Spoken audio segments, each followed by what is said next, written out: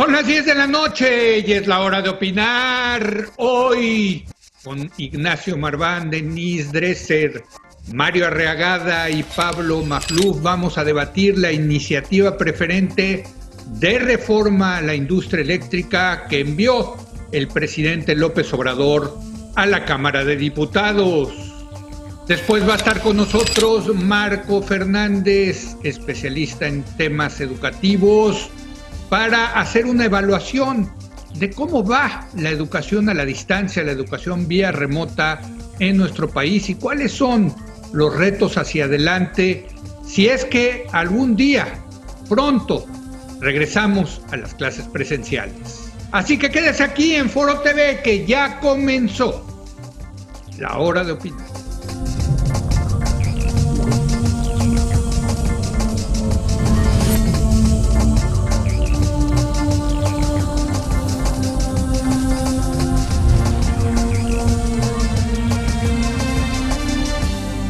Muy buenas noches. El miércoles de la semana pasada se armó aquí un primer debate sobre la reforma eléctrica que está proponiendo el presidente López Obrador al Congreso. Y bueno, quedamos que íbamos a retomar este debate esta semana y vamos a cumplir. Vamos a cumplir con esa promesa. Vamos a seguir debatiendo el tema de la reforma eléctrica. Saludo a Nacho Marván. Nacho, muy buenas noches. Buenas noches a todos, ¿cómo están? Buenas noches, Leo. Pablo Magluf. Pablo, muy buenas noches. Buenas noches, Leo. Buenas noches a todos. Mario Arriagada. Mario, muy buenas noches. Hola, Leo Zuckerman, Denise, Pablo, Nacho, buenas noches. Y Denise Dresser. Denise, muy buenas noches. Hola, buenas noches a todos. Déjame empezar contigo. Denise, ¿qué te parece esta propuesta? Decía Nacho Marván la semana pasada, y con toda razón, yo aquí sí le doy la razón, pues no debe de sorprendernos porque el proyecto López Obradorista siempre estuvo en contra de la apertura de la iniciativa privada a los negocios eléctricos.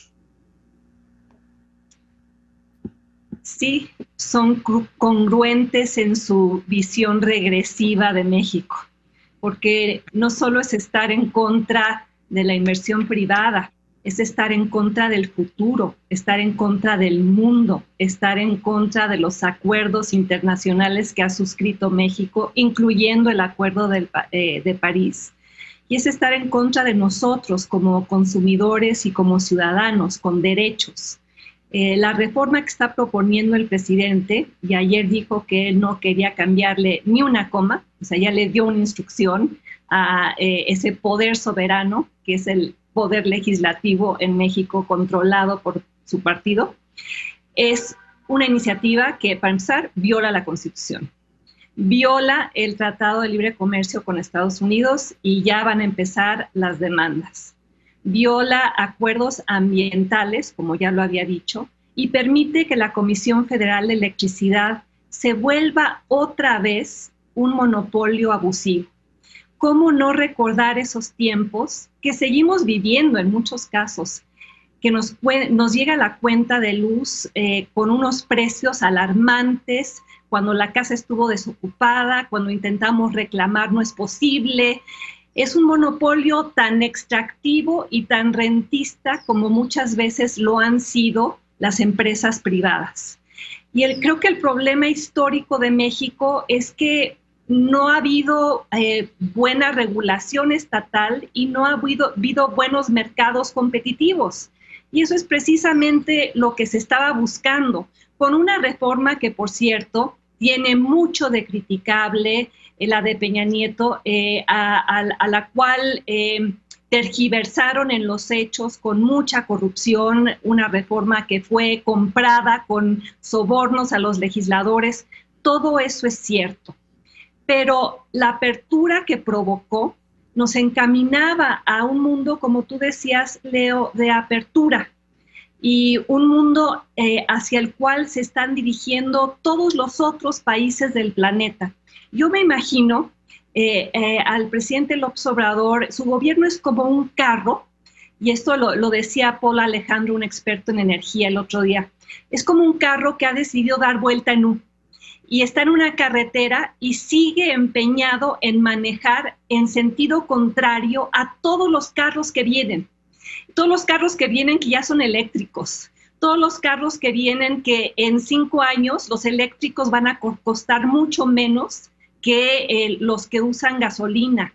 O sea, es esta visión de espejo retrovisor, es una visión del Estado paternalista, de una economía comandada por monopolios estatales, una economía sin competencia y una economía en la cual pues se vuelve a apuntalar ese nacionalismo nostálgico que sí me parece lamentable, porque resucitar al país carbonífero, petrolizado, en aras de darle más poder y más control a Manuel Bartlett, repite los errores que nos llevaron a ser el país que somos hoy, muy cerca de una pobreza generalizada y alejándonos de una prosperidad compartida. Creo que la reforma no es una evolución, es una involución.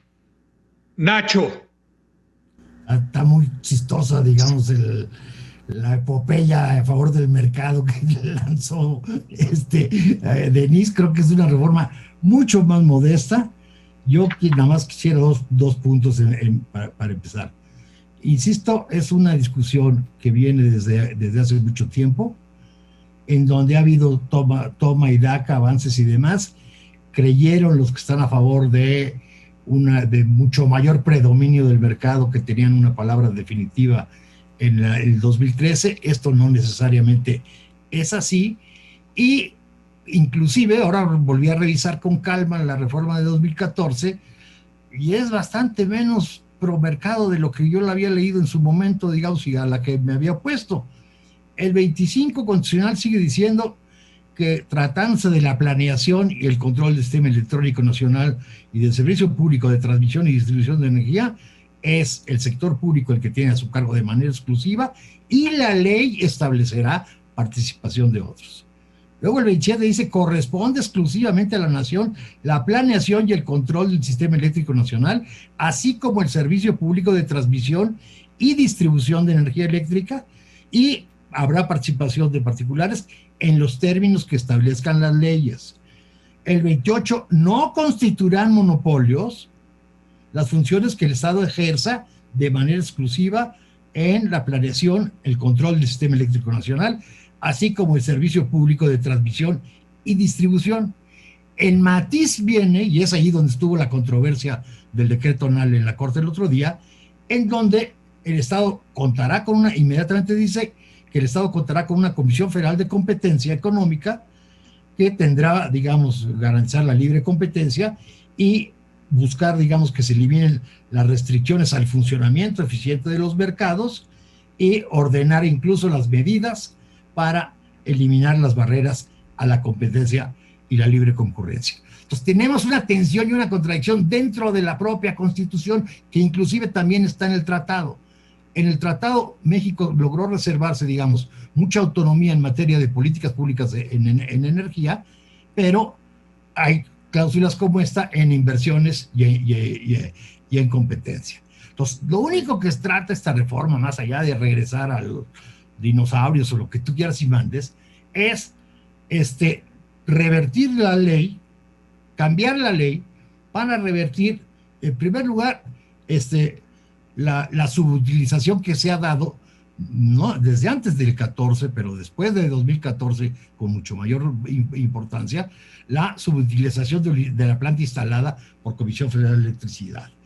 Sujetar al mercado eléctrico, sujetar a los agentes económicos que participan en el mercado eléctrico a los criterios de planeación del sistema eléctrico nacional, como está establecido en la Constitución.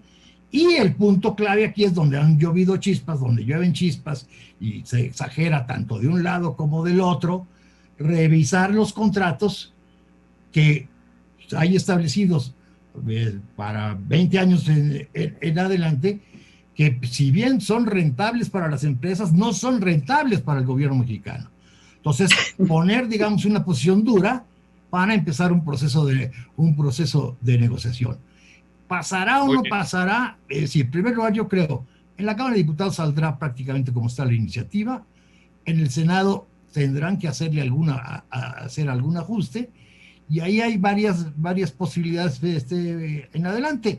La oposición tiene el tercio suficiente para declarar una acción de inconstitucionalidad, llevar el cambio a la ley en la Corte, y es otra discusión diferente a la que se estableció con el discurso, con el decreto Nale, porque aquí ya vas a discutir sobre una nueva ley que tiene X o Y disposiciones, además de que no sería nada más la segunda sala de la Corte, sino sería el pleno de la Corte, que requeriría una mayoría de 8 ministros para poder declararla inconstitucional.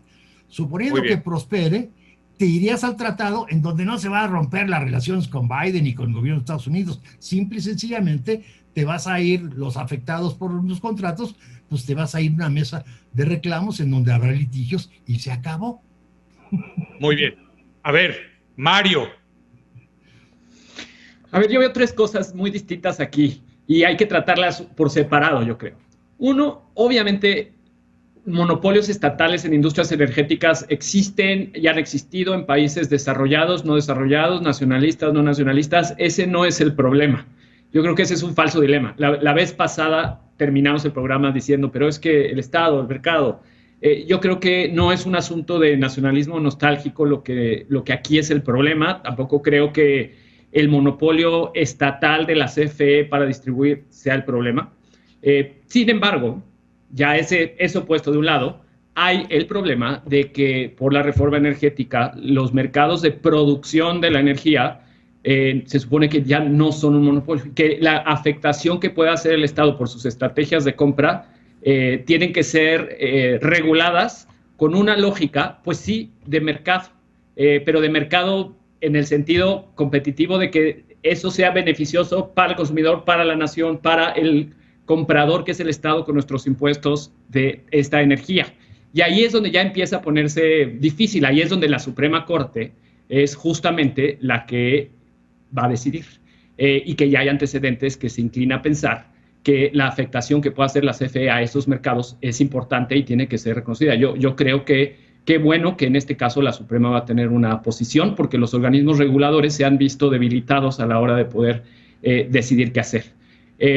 Ahí hay un dilema, pero es una pregunta justa, debe llevarse a las Cortes y hay un dilema que se resuelva. Yo me inclino a pensar que esta competencia que se ha generado sobre todo en las energías verdes es saludable para el país. Y ahora, el tercer punto es la transición verde. La vez pasada, cuando estábamos decidiendo cómo platicarlo, yo digo que no hay que tratarlo entonces Estado-mercado. Esto de la competencia del mercado, bueno, es una cosa a decidir, porque a veces sí hay que usar el poder del Estado para comprar ciertas energías sobre otras, pero el problema de fondo es que tiene que ser verde. Yo creo que es el de la transición verde el argumento más poderoso para preocuparnos por esta iniciativa, no los anteriores. Y en eso me refiero a que la transición a energías verdes ya es hoy más barata. En ese sentido es mejor para el consumidor y para la naturaleza. Pero no solo eso, el hecho de que sí puede entrar en conflicto con el TEMEC, yo no soy tan optimista como Nacho. Yo creo que Estados Unidos se va a poner más estricto porque le va a exigir a sus propias compañías que tienen cadenas de producción encabalgadas con las mexicanas, que van a tener estándares puestos por el gobierno, por el estatismo estadounidense, condiciones para que consuman y produzcan con energías más limpias. Y México, para seguir siendo parte de esas cadenas de producción, va a tener que hacerlo. No es solo una cosa de guerra diplomática o el tratado, sino de cadenas ya integradas de producción. Y le añado otra cosa, que los costos de transitar a energías verdes y reducir nuestra huella de carbono, sí, puede estar mal distribuido entre países ricos y países de ingresos medianos y bajos como México. Sé que existe esta preocupación entre círculos de la 4T y en general de muchos países pobres que dicen el Acuerdo de París y hacerlo a rajatabla es injusto con los países pobres a los que les cuesta más trabajo transitar. Los costos son más altos en otro tipo de oportunidades de inversión. Tienen que invertir dinero que podrían usar en otros lados. Pues mira, en parte es cierto. Yo creo que el mundo tiene que resolver esta desigualdad del costo de transitar hacia lo verde. Pero me temo que nosotros ya íbamos por un buen camino y deshacer ese camino todavía no conozco exactamente la proporción de esas energías verdes que hoy consume la CFE que va a dejar de consumir. Seguro son una cantidad muy modesta, pero va creciendo tan rápido, tan barato, que ya íbamos bien encaminados y hacer esa vuelta en U, pues es mala idea porque estoy seguro, puedo apostar, y no es solo decisión de México, sino ya va a ser decisión del mundo. China incluida ya decidió que quiere encabezar este esfuerzo para volverse verde. Nos van a estandarizar las tecnologías, todo va a ir hacia allá, van a castigar a las compañías que no. Las presiones ya no solo van a ser de Europa o de Estados Unidos, sino también de China para transitar. Vamos a tener que volver a andar el camino desandado. ¿Cuál es el costo de eso? Yo creo que el costo de eso, en el largo plazo, en el mediano plazo, va a ser más alto que lo que estemos ganando quemando el combustóleo en la producción de energía eléctrica nacional. Yo creo que ese cálculo de costo-beneficio no se está haciendo bien. Pablo. Sí, yo les pediría que nos concentremos en la iniciativa que envió AMLO al Congreso, no en lo ideal o lo que Nacho quisiera o la reforma del 2013 o los antecedentes o lo que sucede en Escandinavia. Analicemos la iniciativa concreta, la que tenemos frente a nosotros, que es lo que nos podría dar un debate fructífero. Y si la analizamos, la pregunta central que surge es ¿quién gana y quién pierde? Y a ver, pues no gana el consumidor porque al darle a la CFE el monopolio en generación y comercialización, pues se limita la competencia. Lo cual limita opciones y sabemos que eso sube los precios y disminuye la calidad. Tampoco gana el medio ambiente porque obliga a la CFE a producir electricidad con los activos que tiene, que son de hace 50 años, sin incentivos para su mejoría. Tampoco gana México porque viola todos los tratados imaginables, desde los comerciales como el TEMEC y el Transpacífico hasta los ambientales como el de París. Y ni siquiera gana la CFE por el punto muy interesante que mencionó Mario al final, porque la obliga a generar y comercializar electricidad en condiciones deplorables a costos cada vez más altos. O sea, ni siquiera se puede esgrimir el argumento de que esto es a favor de la CFE. Entonces, ¿quién gana? Es la pregunta que yo le haría a Nacho. Salvo los altos directivos de la CFE, en contubernio con el régimen, es decir, gana Bartlett y López Obrador, que van a poder ordeñar al contribuyente, pero nada más. En cambio, a todas luces, por la iniciativa, repito, que tenemos frente a nosotros, pierde el consumidor, pierde el medio ambiente, pierde México e incluso pierde la CFE como empresa. Bueno, pues a ver, parece que te quedaste en la minoría, Nacho. Y además, siendo mayoría en el gobierno, volver a mi situación histórica en la opinión no me tiene en lo más mínimo preocupado, porque, a ver, yo creo que hay dos cositas que vale la pena señalar. Uno de los argumentos es precisamente la posibilidad de control de precios y de enriquecimiento. Le está saliendo muy costoso a la CFE ya de entrada, digamos, los contratos de compra que tienen a largo plazo y la subutilización.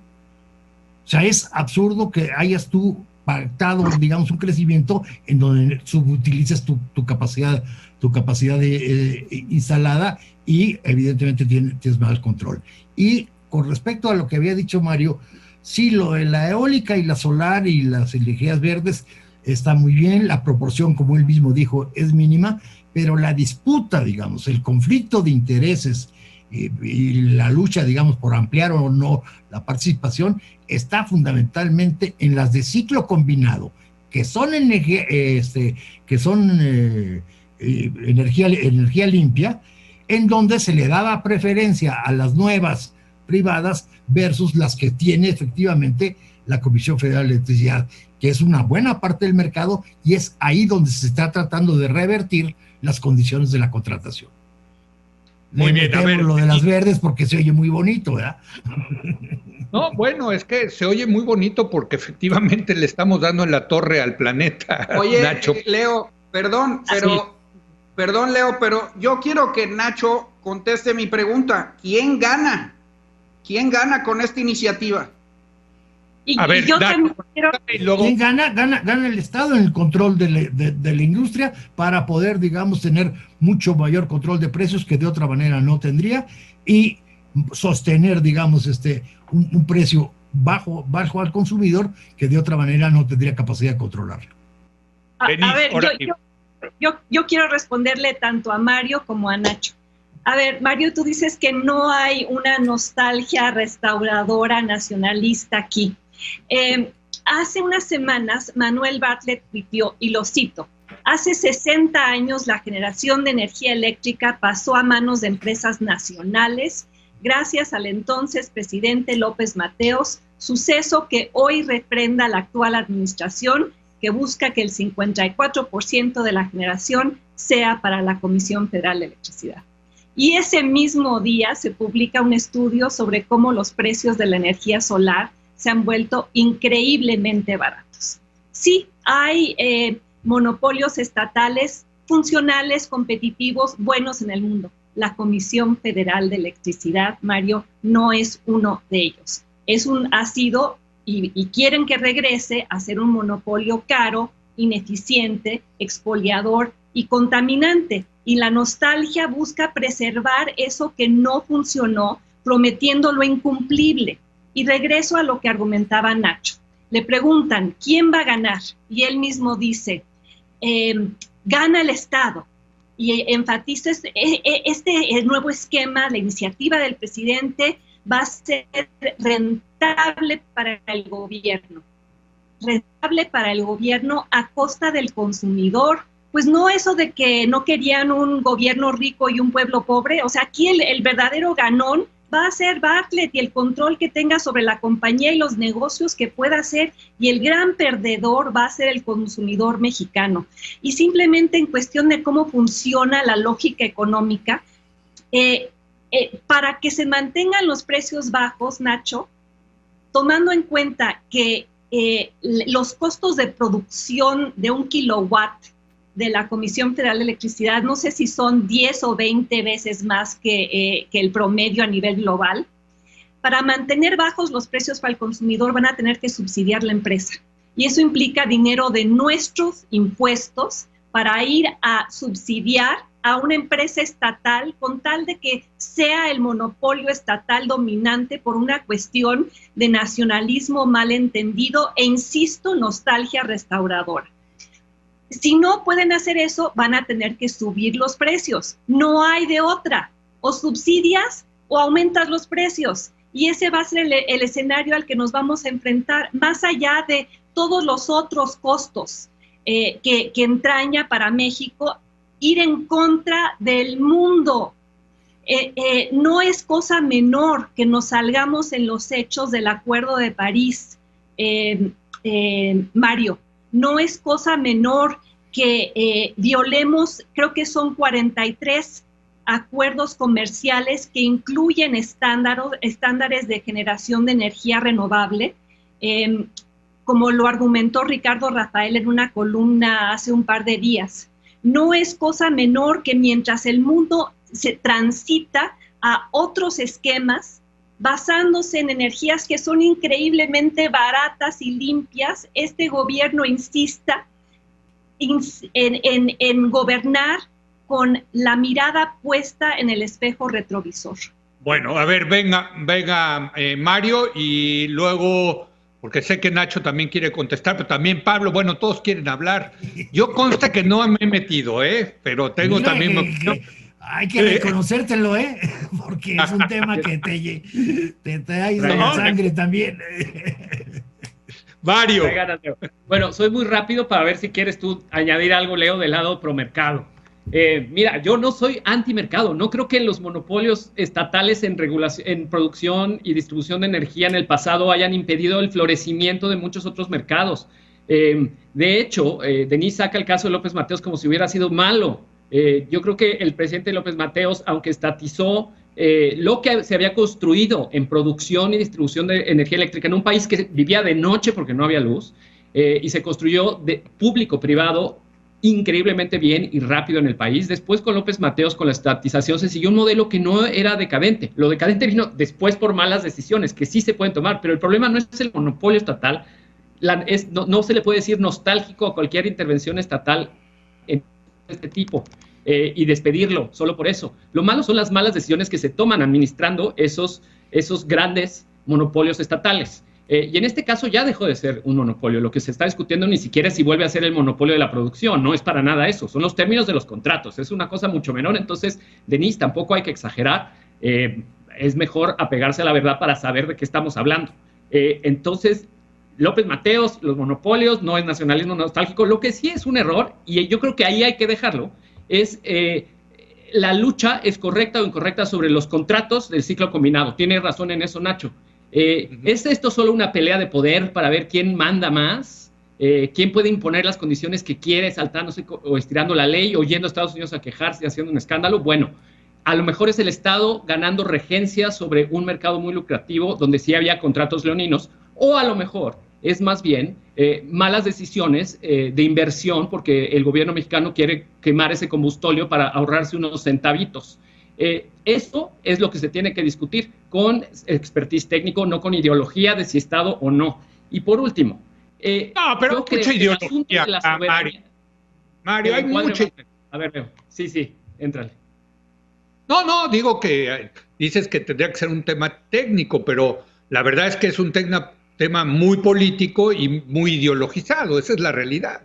Mira, está ideologizado en una cosa que yo creo que está mal, esa ideologización, pero no es lo del mercado y el Estado y el monopolio, no.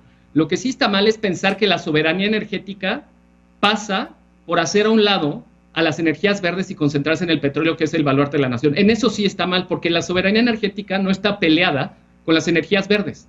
De hecho, México tiene mucho sol, mucho viento, muchos océanos que producen energía con las olas del mar, o podrían producirla. Bueno, ¿qué nos haría más soberanos que esa energía verde, limpia, barata y nacional? De hecho, pensar que la soberanía está enterrada en el petróleo, que sale caro ya, cada vez más caro sacar, que rinde pocos frutos y que se va a acabar, nos va a asegurar la soberanía de ninguna manera. La soberanía del futuro está en las energías verdes. Ahí sí hay un problema conceptual ideológico.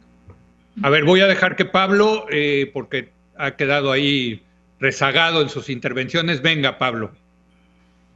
Bueno, es que tampoco me parece que se pueda esgrimir el argumento de que con esto gana el Estado. Qué extraña definición de ganar. O sea, si esto va a estrangular a la propia CFE, como expliqué en mi primera intervención, si va a ahuyentar la inversión y la confianza y la riqueza y el empleo, si va a exprimir al contribuyente, si puede convertir a México en un paria, entonces deduzco que pues ese concepto de soberanía en realidad quiere decir aislamiento y empobrecimientos. Ese es el problema.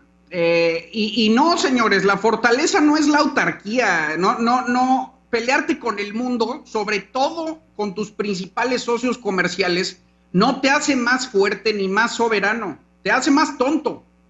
Entonces, yo creo que es muy peligroso porque además no hay ningún antecedente en el que el Estado mexicano haya tenido un negocio de este tipo fructífero. Ninguno. Todos están en la ruina. Lo hicieron mejor los privados. No lo hicieron bien, pero lo hicieron mejor. Entonces yo no sé como por qué te apostarías porque el Estado podría conducir bien el sistema eléctrico nacional. O sea, no lo veo. Bueno, ahí lo que contesta las personas es que están en contra de estas reformas neoliberales, es que precisamente los neoliberales se encargaron de pues echar a perder tanto Pemex como la Comisión Federal de Electricidad. Y bueno, pero digo, ya han escuchado ese argumento, ¿no? Y que por lo tanto las condenaron un poco a quebrar.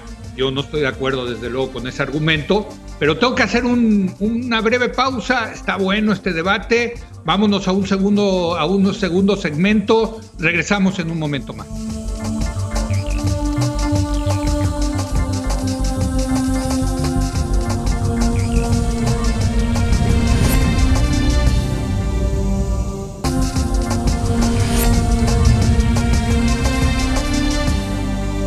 bueno el debate sobre la reforma eléctrica que está proponiendo el presidente López Obrador.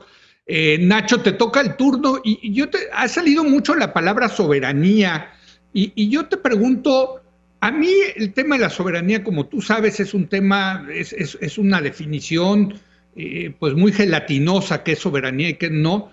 Déjame preguntarte, al final y al cabo, lo que queremos los mexicanos es electricidad barata y buena y que no contamine.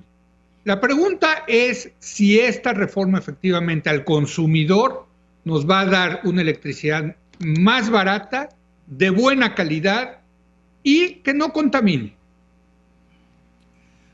Más barata, es decir, yo veo la reforma en términos mucho más inmediatos. Evidentemente tienes tu razón, la soberanía es un término súper sobado que cada vez significa menos en un mundo global como este y demás.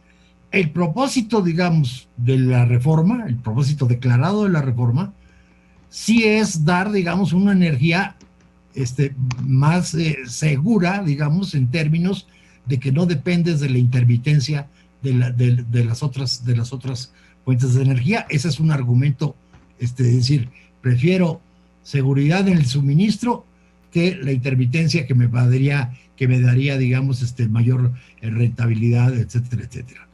Y yo veo la decisión un poco más inmediata, digamos, y evidentemente tienen razón de que de un lado y del otro hay una sobreideologización de la soberanía y del otro del mercado, que en realidad no es parte del discurso político para una discusión amplia en la opinión pública, pues que permeará incluso ahora en la elección del 21. Yo, revisando los elementos, hay compromisos de compra de energía muy caros y que resultan, digamos, para la perspectiva del gobierno de Andrés, muy onerosos. Entonces, en la medida en que dice, bueno, yo no tengo por qué pagar, yo no quiero pagar en el 2022 tantos miles de millones de pesos, entonces vamos, ¿y por qué? Porque eso es rentable para las empresas, pero no rentable para el gobierno, pues vamos revisando esos contratos, y creo que esa es básicamente la lógica y el alcance fundamental de esta reforma a la ley, primero, y no tengo yo por qué condenar a la extinción a las empresas del Estado, que son buenas, y seguir manteniendo la subutilización de por méritos. Es de muy corto plazo, más que otra cosa. Denise, un último comentario, ya empezamos con la ronda de conclusiones. Venga. A ver, en total desacuerdo con lo que acaba de decir Nacho.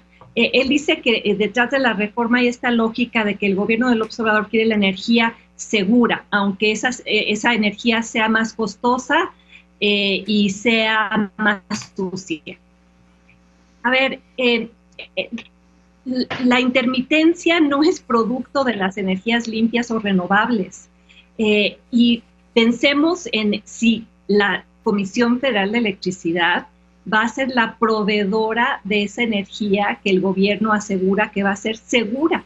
Si acabamos de vivir una serie de sendos apagones, ¿en cuántos fueron? 3 estados de la República, no explicados, por cierto, a cabalidad por la Comisión Federal de Electricidad, y tan es así que la CFE no puede asegurar la confiabilidad del sistema eléctrico, que padecimos esos apagones. Nacho también dice que esto, insiste, va a ser rentable para el Estado, pero no va a ser rentable para el consumidor. A ver, ¿cuál es el objetivo final de la política pública? Ya sea vía el Estado o el mercado. El objetivo final es beneficiar a la población, es beneficiar a los ciudadanos, a los consumidores. En la medida en la que la política pública no tenga ese objetivo, pues aunque se resguarde en la soberanía, aunque se envuelva en la bandera nacional, sigue siendo contraproducente, y nadie está condenando a que se extingan las empresas estatales como la Comisión Federal de Electricidad. Lo que creo que estamos exigiendo muchos desde hace mucho tiempo es que se vuelvan más competitivas, es que ofrezcan mejores servicios, es que no sean subsidiadas por el Estado vía nuestros impuestos. Y tan es así que es lo que dijo la Suprema Corte ante lo que quería hacer Rocío Nale. Lo que tumbó la Corte argumentando es inconstitucional porque va en contra de la competencia, va en contra de los derechos de los consumidores, va en contra de el derecho a contar con mejor energía vía la competencia. Y regreso a algo que creo que Mario me acusó de estar falseando lo que en realidad ocurre. Yo lo que siento es que hay un argumento muy ideológico aquí. Esta hostilidad de fondo a la empresa privada en México por parte de este gobierno. Yo no soy defensora de la iniciativa privada per se, soy su defensora cuando ofrece mejores servicios a mejores precios. Y la forma de asegurar eso es vía una participación estatal robusta, vía buena regulación. O sea, yo me paro en el lado del, no sé, el capitalismo canadiense, donde tienes un Estado que asegura mercados funcionales y competitivos que ofrecen buenos servicios a la población. Muy bien. Este gobierno, sí, déjame terminar muy rápidamente, este gobierno no está buscando eso, por eso ha eviscerado a los órganos reguladores, por eso ha empoderado a los productores de carbón, por eso quiere que la CFE ahora compre el combustóleo que Pemex ha producido y tiene almacenado. O sea, todo esto corre en contra de nosotros, los ciudadanos y los consumidores. Mario, una última conclusión. Gracias, Leo. Pues primero le quiero aclarar a Denise que la hostilidad contra la iniciativa privada, yo más bien veo una hostilidad frente a los órganos reguladores y en eso coincido contigo. Pero yo no le llamaría preocupaciones por contratos caros o preocupaciones porque las energías verdes, a pesar de que las defiendo aquí enfrente, sí tienen un asunto de intermitencia que es problemático, a menos que se resuelva el asunto del almacenamiento, que ahí va resolviéndose. Pero que el Estado tenga esa preocupación y actúe en consecuencia, no es una hostilidad contra la iniciativa privada. Ahora, no digo lo mismo en la cancelación de las subastas, que también es un asunto técnico y ahí creo que a lo mejor sí hay una hostilidad. En fin, es un asunto complejo, pero no es de blancos y negros. Eso es la aclaración que te quiero hacer. También creo que la política pública, su objetivo final debe ser el consumidor, pero no solamente el consumidor. Las políticas públicas tienen muchos objetivos de distinta naturaleza, incluyendo desarrollar empleos en cierta región, detonar crecimiento en otras, e incluso, y con esto ya cierro, Leo, yo creo que el asunto de la soberanía, para cerrar con este mismo argumento, el asunto de la soberanía no es necesariamente trasnochado, lo puede ser, pero los chinos hoy, y para esto recomiendo muchísimo el artículo de Diego Castañeda en Nexos, que está actualmente ahí, porque él hace un repaso perfecto de cómo entre 2001 y ahora China de repente se volcó a las energías verdes por completo. ¿Creen que lo hacen solamente por negocio? No, también lo hacen por soberanía, y no por soberanía trasnochada, sino porque ser autosuficiente para un país como China, que no tiene suficiente petróleo para toda su industria, que le conviene ser independiente. No es lo mismo ser autárquico, como dice Pablo, y asociar independencia energética con autarquía es un error. Uno puede ser un país perfectamente globalizado y a la vez ser independiente por razones de seguridad nacional y productiva, teniendo mucha de su energía producida en su propia tierra y con insumos locales. Yo lo único que digo es que con esa lógica, una de las mejores apuestas hacia el futuro son precisamente las energías verdes. Esto. Bueno, yo aquí sí nada más agregaría que en el caso de China no es solamente porque no tienen energías fósiles, sino porque al utilizar tanta energía fósil se están literalmente ahogando. Para los que hemos estado en Pekín, digo, es una cosa espantosa. O sea, sí tienen que resolver el tema de la contaminación, porque si no, se están muriendo por la gran contaminación que, sí, hablando de soberanía, ¿no? Por supuesto. Y no lo hemos tocado aquí, pero es también un gran tema. El hecho de que hoy en el mundo más gente está muriendo por contaminación vía la producción de energías fósiles que creo que es la tercera causa de muerte a nivel mundial. Y en México también no tomamos en cuenta el efecto contaminador de la iniciativa presidencial. Bueno, pues me queda nada más para tiempo para un comentario, Pablo, venga. Bueno, nada más refutar lo que decía Nacho, de que esto augura mejores precios para la CFE, porque los compromisos que actualmente tiene son demasiado onerosos. Pues es justamente al revés. Ahorita la CFE está obligada a comprar bajo subasta al mejor precio calidad. La iniciativa la va a eximir de eso. Y el peligro es que terminen adjudicaciones directas, en favoritismos y las perversiones generalmente asociadas a las empresas del Estado. Entonces, fíjate, otro riesgo que señala el autor que mencionó Denise, Paul Alejandro, es que incluso si llegase a ganar el consumidor, que sería muy extraño, pierde el contribuyente, porque como los precios van a seguir subiendo, la CFE está obligada a exprimir al Estado, a ordeñar al Estado. Entonces, yo creo que bajo ningún argumento queda claro que incluso el Estado o la CFE vayan a beneficiarse de esto. Es simplemente más bien el grupo del poder. Pues muy bien, oigan, les agradezco mucho este debate y ya me dieron idea para un siguiente debate de qué demonios es la soberanía en esta época de globalización. Es un gran tema, que es un muy gran tema. Nacho, Pablo, Mario, Denise, les agradezco mucho. Muy buenas noches. Buenas noches a todos. Buenas noches. Muchas gracias. Gracias, hacemos una pausa. Viene Marco Fernández para hacer una evaluación. Oiga, ¿cómo va la educación a distancia? ¿Qué es lo que está pasando ahí? Hace mucho que no hablamos sobre el tema, pero los niños siguen sin ir a clases presenciales. ¿Está funcionando las que se hacen a través de vía remota? Regresamos.